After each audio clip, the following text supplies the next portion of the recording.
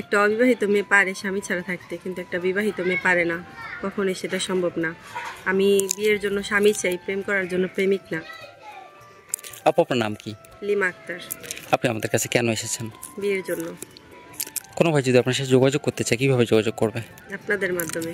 সুপ্রিয় দর্শক, এই মুহূর্তে স্ক্রিনে নাম্বার দেখা যাচ্ছে, নাম্বার ইমো হোয়াটসঅ্যাপ দুটোই আছে। আপনারা কেউ যদি লিমার সাথে কথা বলতে চান, লিমার দায়িত্ব নিতে চান, লিমার একটা ছবি স্ক্রিনশট মেরে ইমো বা হোয়াটসঅ্যাপে পাঠিয়ে দেবেন, সাথে ভয়েস করে জানিয়ে দেবেন আপনি কোথা থেকে বলছেন, আমরা যোগাযোগ করিয়ে দেবো। অযথা কোনো ভাই ফোন কল করবেন না, তাহলে আমরা ব্লক করে দিতে বাধ্য হব।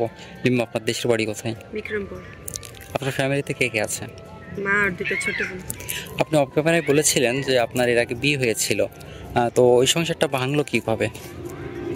ভাঙলো কিভাবে, সে বিয়ের পরেই জানতে পারছি সে আমার আগের 4-5টা বিবাহ করছিল। সে নেশা করছিল, যে অল্প দিয়ে সরে আসছিল। অনেক অত্যাচার করতো। জি। বাংলা কতটুকু পড়াশোনা করেছেন? ক্লাস 8 পর্যন্ত। কোরআন শরীফ পড়তে পারেন? জি। নামাজ কালাম পড়েন? জি।